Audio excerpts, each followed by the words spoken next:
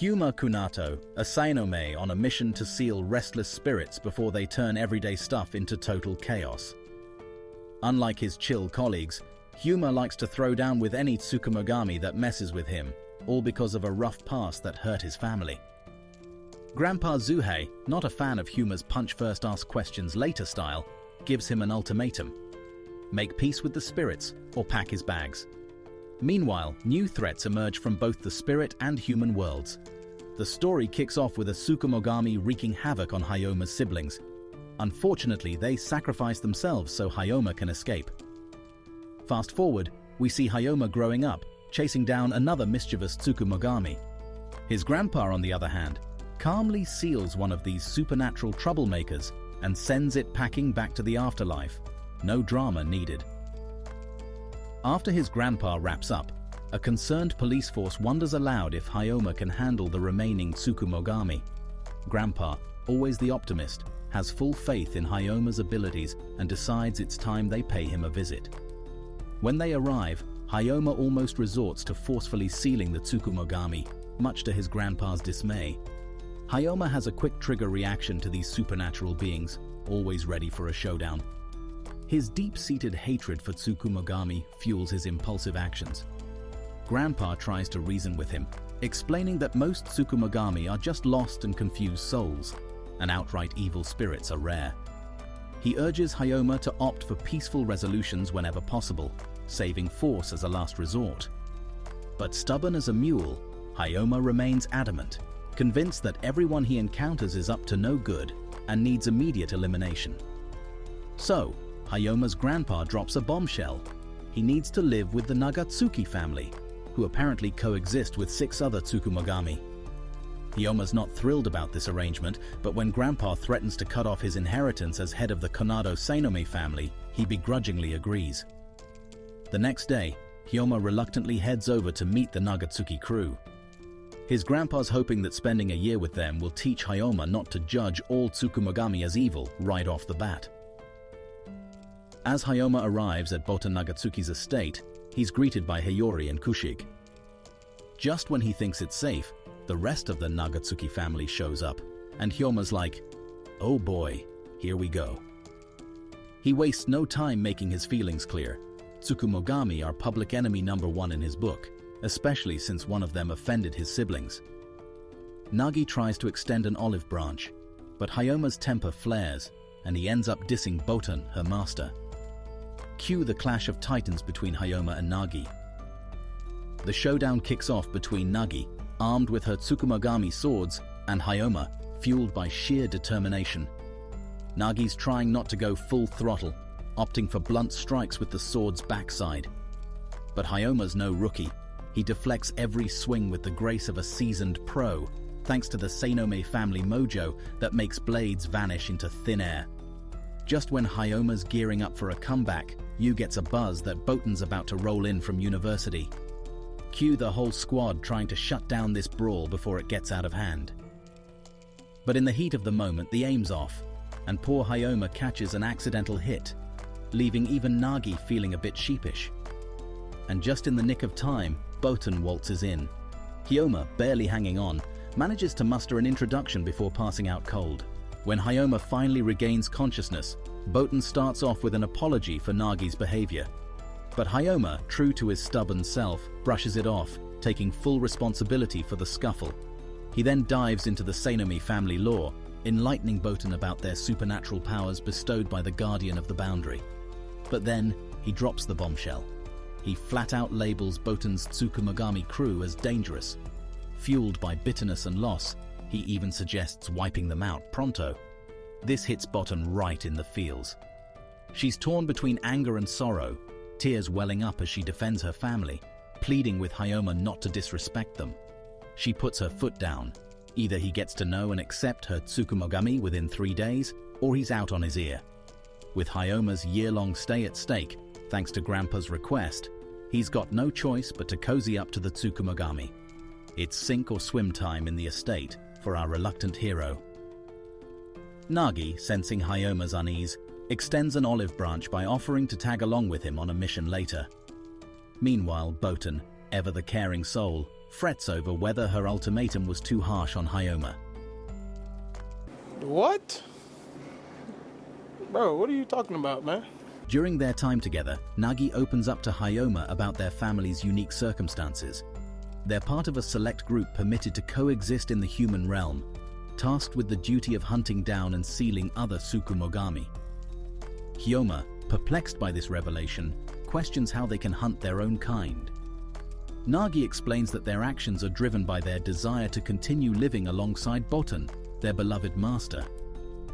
Arriving at the site of an evil Tsukumogami, Hayoma and Nagi find themselves facing off against the arrogant spirit. The battle is fierce, but Hayoma's skill and determination prevail as he swiftly brings an end to the confrontation and seals the Tsukumogami. On their journey back, Nagi notices Hayoma starting to open up. Sensing an opportunity to build trust, Nagi gently encourages Hayoma to share the source of his deep-seated hatred towards Tsukumogami. Reluctantly, Hayoma reveals that his older brother and sister were tragically killed by a malevolent paper umbrella Tsukumogami. Since that fateful day, Hayoma has harbored a profound animosity towards all Tsukumogami. As Nagi listens to Hayoma's story, a bond of understanding begins to form between them, laying the foundation for a deeper connection and mutual respect. The next day, Botan comments on Hayoma's formal demeanor, noting his earnest effort to abide by her conditions. Determined to prove himself worthy of staying, Hayoma sets out to gather everyone's signatures as per Botan's requirement. During an assignment with Suzuri and Kagami, however, Hayoma's patience is tested once again. Suzuri's flirtatious antics and Kagami's indulgence in snacks that clash with Hayoma's disciplined lifestyle frustrate him. Fed up, Hayoma confronts them, criticizing Suzuri for her behavior and Kagami for his snacking habits. Suzuri, taken aback, explains that her flirting is a way to gather information effectively, while Kagami defends his love for snacks as a form of stress relief during missions. Reluctantly, Hayoma tries to understand their perspectives and decides to give them a chance, however grudgingly. As they arrive at their assignment, a peculiar Tsukumogami named Mortarwheel stands before them, a good spirit striving to prove her worth to exist in the human world.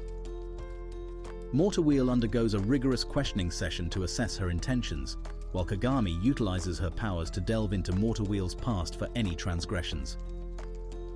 Fortunately, Mortarwheel passes the examination, proving herself innocent of any wrongdoing.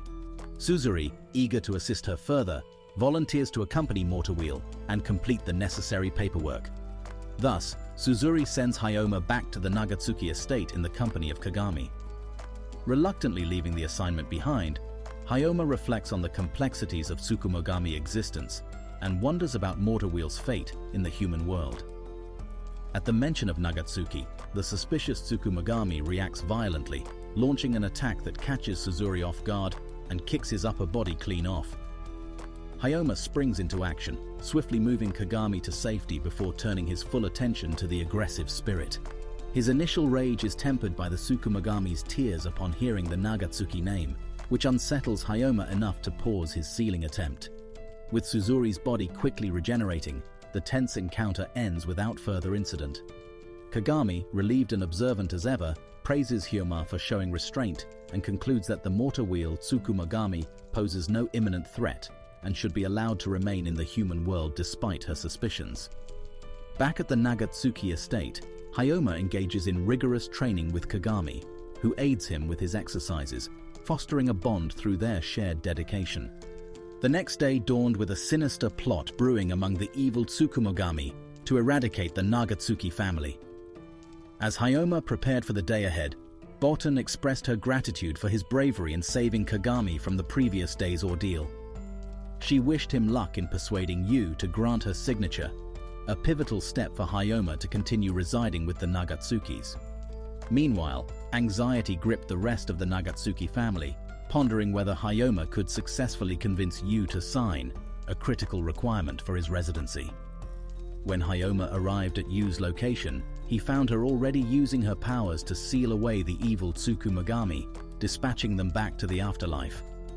However, any hopes Hayoma harbored of an amicable resolution were dashed when Yu bluntly expressed her disdain towards him. Yu made it clear that she saw only his hatred towards Tsukumogami, and doubted his sincerity. She presented Hyoma with a stark choice: surrender to her judgment or face her in combat to earn her signature. Yu unleashed a flurry of hairpin attacks, aiming to provoke Hyoma into combat. Despite her aggression, Hyoma evaded each strike, refusing to retaliate. He calmly explained that his interactions with the Nagatsuki family had shown him their good intentions, and he had no reason to view them as enemies unless they proved otherwise. His words struck a chord with Yu, prompting her to cease her assault. Meanwhile, Haori conversed with Hyoma's grandfather, who expressed hope that Hyoma could overcome his deep-seated animosity towards Tsukumogami. Come on now, dawg. Come on, man. As the confrontation between Yu and Hyoma came to an abrupt halt, Hyoma sought to understand the source of Yu's hostility towards him. He questioned whether it stemmed from his initial insult to Botan on their first meeting, and dared to inquire if Yu harbored romantic feelings for Botan. Yu, caught off guard and embarrassed by the directness of Hyoma's question, reacted impulsively. She attacked him with a hairpin, striking him in the stomach and sending him reeling away. At that pivotal moment, amidst the tension, the enemy Tsukumogami, led by Hikage, confronted the Nagatsuki family, demanding to know Hyoma's whereabouts. Yu, caught off guard, admitted she hadn't sealed him deliberately. Hikage wasted no time in ordering his cohorts to eliminate Hyoma on the spot. They lunged towards him, intent on carrying out their leader's command. However, the Nagatsuki family intervened swiftly, intercepting the attackers and engaging them in combat. Nagi astutely observed the malicious intent of the enemy Tsukumogami, recognizing their history of murdering humans. Hikage brazenly admitted his enjoyment in killing humans, considering them mere playthings for his amusement. Meanwhile, Hyoma, though initially sealed, overheard their conversation and felt a surge of rage. Drawing on his profound hatred towards evil Tsukumogami, he broke free from his confinement with sheer determination. Eyes blazing with intensity, he swiftly dispatched the first enemy with deadly precision. One by one, he engaged and defeated the enemy Tsukumogami, his focused aggression and almost menacing demeanor unnerving even Hikage himself. Hyoma's fierce charge at Hikage was fueled by an intense surge of power, overpowering the enemy leader with astonishing ease. As he swiftly subdued and ultimately destroyed Hikage, a strange transformation occurred within him. What used to be burning hatred for nasty Tsukumogami started to feel more like fun, almost like he was actually enjoying it. It was a chilling sight that froze everyone around him in disbelief. Haori, witnessing this transformation, recalled what Hyoma's grandfather had told her about his deep-seated hatred towards Tsukumogami. Despite this, she saw a glimmer of hope in Hyoma. Since arriving at the Nagatsuki family, he had already shown signs of change. Haori held on to the hope that Hyoma, a boy who had suffered great loss at the hands of Tsukumogami, and Botan, a girl who owed her life to Tsukumogami, would one day come together. She believed they could bridge the gap between humans and Tsukumogami, healing the rift that had long divided them. Botan's past unfolds as a young child entrusted to Tsukumogami by an elder man, forming the Nagatsuki family bond. Fast forward to Hyoma earning the nod of approval from all Nagatsuki members. Botan's thrilled he's made the cut. He offers a heartfelt apology for his brash remarks on day one, and she reassures him she wasn't fuming. The decision is made for Hyoma to bunk with the Nagatsuki crew for a year. Curious if Hyoma can cook, Botan's interrupted by Haori and Yu, bursting in with their earnest wish through him. They whisk Hyoma to the living room where the Nagatsuki gang welcomes him as a potential spouse for Botan. Hyoma's at a loss for words, and Botan blushes and stammers with embarrassment over her family's matchmaking antics. Their souls entwined through an array of wedding paraphernalia, their long-standing dream was for Botan to wed. Haori let slip that Hyoma's grandpa was in on the plan, having gathered signatures from all to greenlight Hyoma's candidacy. All eyes are on Hyoma for his answer. Quick on his feet, he explains he's only known Botan a short while and needs time to get to know her better before diving into marriage. His clever reply surprises everyone, and Botan's mortified they went this far. Meanwhile, outside, Hyoma's true reaction slips out, and he's left blushing. The next day, Botan's unsure how to face Hyoma after the awkward proposal ordeal. Haori's tickled pink watching her adorable Botan squirm. Later, Hayoma calls up his grandpa in disbelief over the orchestrated scheme with Haori. Seeking out Nagi and Yu, Hyoma discovers they've already headed off to deal with the evil Tsukumogami. While Botan's out shopping, she bumps into Hayoma unintentionally. She apologizes for putting him on the spot about marriage, and Hayoma assures her everything's cool, no worries.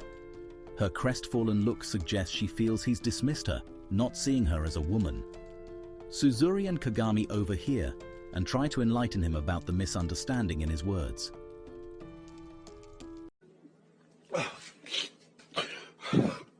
On her way to shop, Botan starts fretting over Hayoma's words.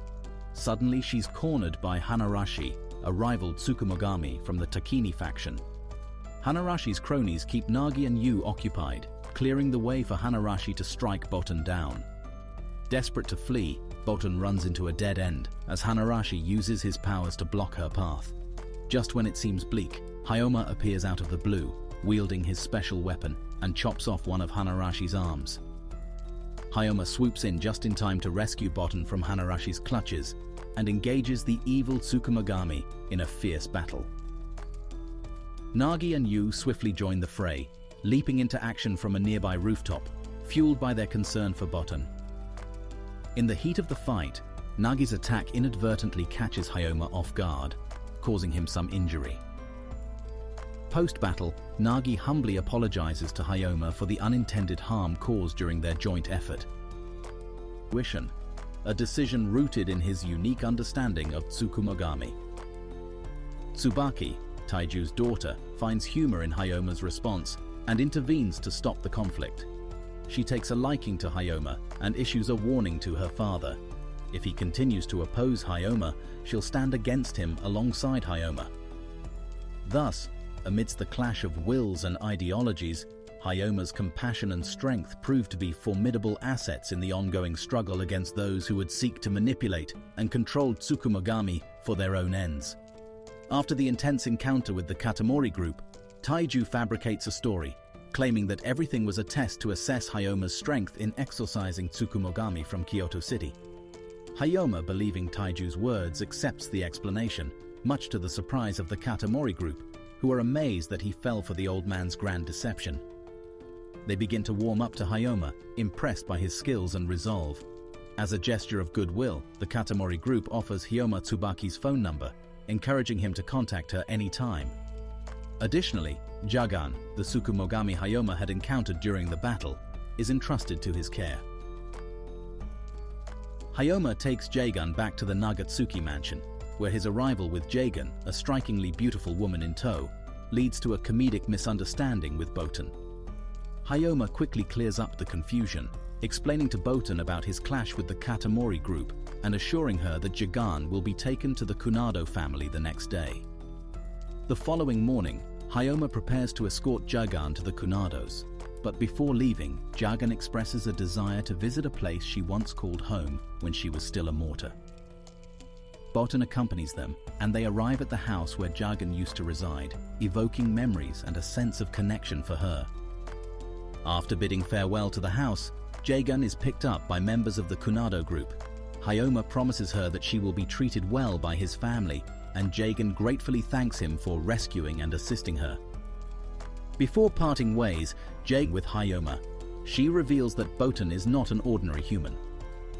Jagan cautions Hayoma that Botan's power attracts many Tsukumogami and asks him to protect Botan, who is kind and lovely, despite the dangers that may arise. During their journey back home, Botan asks Hayoma about his harsh attitude towards Tsukumogami.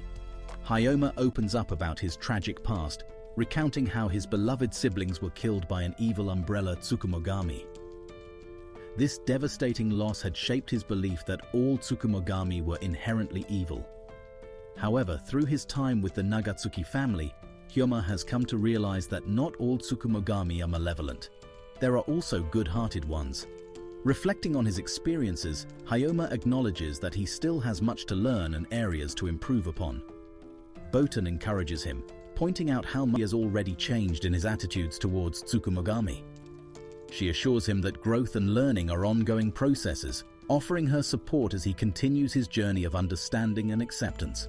The next day, the Katamari group is out and about searching for a missing member when they stumble upon a blood trail, courtesy of the nasty Sajendi group. As dawn breaks, Hyoma's raring to go on a mission, but Yu's not having it.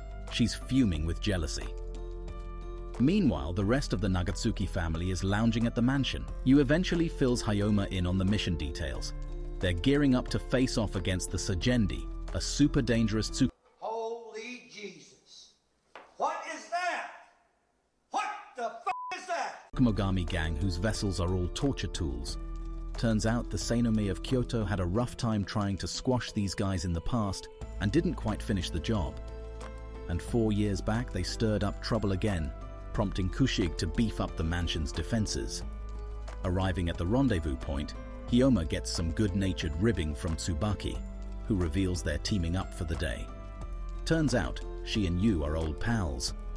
Just as they're about to dive into their mission brief, Aogi pops in. He's the guide to their mission spot and explains the other Katamari group is setting up radar to track the Sajendi. Aogi leads them to an empty house that the Sajendi had been using. Taiju Katamari's crew has been keeping tabs on the splinter. He's about to head out when, wham, he's ambushed. More Sajendi members burst onto the scene, with Hikikiri bragging about torturing a Sanome for intel. Surrounded by Tsukumogami baddies, Hyoma decides it's time to go. Aogi's not keen on fighting, so Tsubaki slaps a puppet talisman on him, making him a reluctant combatant. The enemy Tsukumogami don't hold back, thrilled to have a reason to break their non-violence pact. Hyoma's not interested in their chatter. He's focused on taking them down. Meanwhile, Taiju Katamori is busy sealing one of the Sajendi henchmen and hunting for their leader. Aogi tries to sweet-talk the enemy Tsukumogami into letting him go, but she's not having it. She insults him, saying she hates Sanome puppets. That gets Aogi's blood boiling, and he decides it's time to throw down. Meanwhile, Yu and Hyoma are battling other Tsukumogami. Hyoma gives Yu an opening, and she nails Hikikiri with her sealing needle. But he breaks free, self-destructs, and regenerates, just to show off. Hikikiri then injures Hyoma and goes after Yu too. Despite his wounds, Hyoma refuses to give up. Hikikiri knows how dangerous Hyoma's weapons, the Shibiki Eva, are. One direct hit, and it's game over. Confident that Hyoma's leg injury has weakened him, Hikikiri decides to finish him off. But Hyoma dodges every attack, and Hikikiri starts to sense something's off. Tsubaki defeats one of the Sajendi Tsukumogami and warns Hikikiri that Hyoma is about to take him down. Fueled by hatred for the Tsukumogami, Hyoma cuts through the chains. Seizing the moment, Aogi obliterates his opponent, revealing that Uchiki is actually a woman. Now only the chainsaw Tsukumogami is left. He reveals his true power, transforming into a chainsaw monster, which really ticks Yu off. She's ready to go full power, but first she tries to signal Hyoma to retreat with a wink. Hyoma, clueless as ever, charges right behind the opponent anyway. Yu launches her attack, and Hyoma, not understanding her plan, follows suit. He wipes out the enemy Tsukumogami, who was trying to fly off with a house on him, by cutting a path through the house with his weapons. After the fight, Hyoma gets a good lecture for completely misunderstanding the plan. Hikikiri is down for the count but tries to make a run for it with his last bit of strength. Taiju Katamori, however, has none of it. He knows exactly where the evil Tsukumogami is and tells him he's a loser who was just being toyed with. With a simple order, Taiju's Tsukumogami puppets execute Hikikiri, sending him to the afterlife. Mission accomplished. Hyoma takes a moment to ask Tsubaki about his siblings and why she also hunts the umbrella Tsukumogami. Tsubaki reveals that she met Hyoma's siblings as a child and admired their talents. They were geniuses, just like her. She shares Hyoma's goal of avenging them and offers him a chance to leave the Nagatsuki family to team up with her in hunting Tsukumogami. Hyoma takes a moment to consider her offer and then declines. Everyone is shocked, as they expected him to jump at the chance. On the way home, Hyoma explains his decision. He vows at his siblings' graves to become stronger, both physically and mentally, to prevent any more tragedies. He also wants to protect Boten from danger. Yu, seeing Hyoma's determination, begins to change her mind about him. The next day, Hayoma is tasked with finding a cooking pot with Botan. He asks if Kushige has seen it, but Kushige is busy playing chess with the neighbors. Hayoma also notices that the other Tsukumogami in the Nagatsuki family get along well with humans. Soon, the whole family gathers. Hari wants to prepare sukiyaki for the next day, and everyone is tasked with gathering ingredients. Hayoma and Botan are on pot duty. Howari, with a mischievous grin, gives Botan a love plan to seduce Hayoma. Botan, blushing What? Bro, what are you talking about, man? furiously, nervously agrees. Hayoma suggests they check the warehouse for the pot. Meanwhile, the rest of the family is out shopping. Howari uses her Tsukumogami skills to snag the best meat. Yu buys vegetables, keeping an eye out for Hayoma and Botan. She decides to head home right after her purchase to check on them. Kagami uses her powers to find the freshest fish, and Suzuri flirts with the fruit seller to get strawberries at half price. Nagi, tasked with getting liquor, wins a drinking contest against the saleswoman to secure the best sake. Back at the warehouse, Botan tries to follow Howari's love plan but is too nervous to execute it properly. Hayoma, oblivious as ever, focuses on finding the pot. Despite the chaos and comedic mishaps, they manage to find the pot and head back to the house. At home, the group reconvenes, each member contributing their ingredients. Hayoma, still clueless about Botan's feelings, helps prepare the sukiyaki. As they cook and eat together, the family bonds grow stronger, and Hayoma's resolve to protect them solidifies even more. At the warehouse, Botan fidgets nervously, clutching Howari's love plan. She can't stop wondering if Hayoma is secretly worried about their marriage. As she frets, the plan slips from her pocket. Hayoma picks it up and hands it back to her, saying she doesn't need to stress about it. Botan is stunned by his calm reaction. She knows that Hayoma always speaks formally when he's nervous, which only makes her more curious. Determined, Botan tries to get a look at Hayoma's face. He tries to avoid her, not wanting her to see him blushing, but Botan is persistent, and the two end up stumbling around in a comedic tussle. Botan starts to realize that maybe Hayoma isn't as indifferent to love as he seems. Just when things are getting interesting, an angry Yu barges in. She uses her powers to seal Hayoma, bringing their awkward moment to an abrupt end. They eventually learn that the neighbor has their pot. That evening, with all the errands done, the Nagatsuki family gathers to celebrate Hayoma moving in and Botan's third year at university. They prepare and enjoy sukiyaki together. Hayoma, ever the responsible one, forbids Kagami from drinking alcohol because she looks like a child. In response, Kagami transforms into her adult form and enjoys a drink anyway. Botan, tipsy from the alcohol, falls into Hayoma's arms, causing both Nagi and Yu to fume with jealousy. Hayoma gently gets Botan some water to sober her up. He tells her that the Nagatsuki family reminds him of his own siblings and that she has a wonderful family. The following day, Hayoma goes shopping for special clothes to fight Tsukumogami. He's joined by Botan, and they come across a magazine from the Katamori group. Hayoma almost misses the part about indestructible battle clothes. Seeing Taiju Katamori on the cover as a model leaves Hayoma and Suzuri in shock. In fine print, it says to pick up the clothes personally and mentions a test. When they arrive, Tsubaki greets them with a surprise photo op. She embarrasses Hayoma and Botan by asking if Botan is his girlfriend. After introductions, Tsubaki leads them to where the Seinome clothes are made. Hayoma asks about the test from the magazine. Tsubaki opens a door and clothes spring out, wrapping around Botan.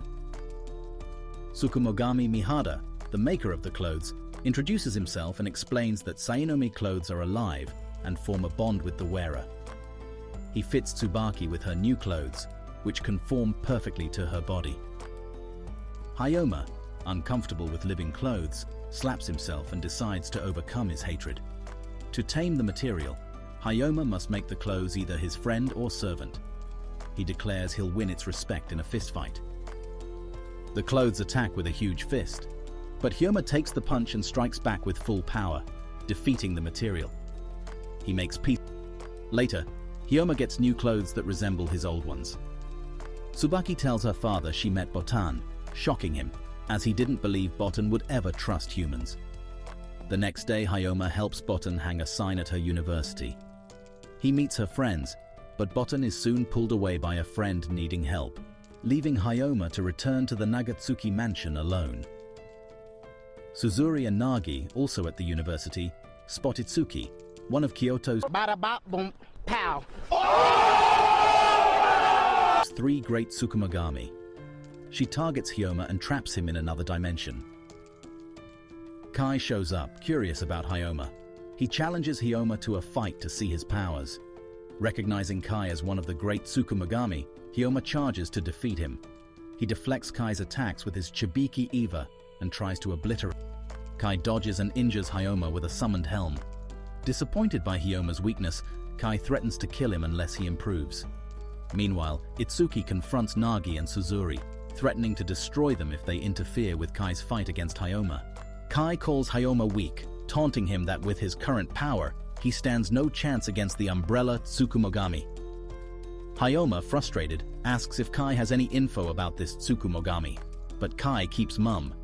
Instead, Kai needles Hayoma, suggesting his hatred isn't deep enough. Annoyed, Hayoma decides to get answers the old-fashioned way, with his fists. He punches Kai in the face with all his might, but Kai just throws him to the ground like a sack of potatoes. Suddenly, Nagi and Suzuri swoop in, teaming up to attack Kai. Their combined assault is impressive, but Kai's power is overwhelming.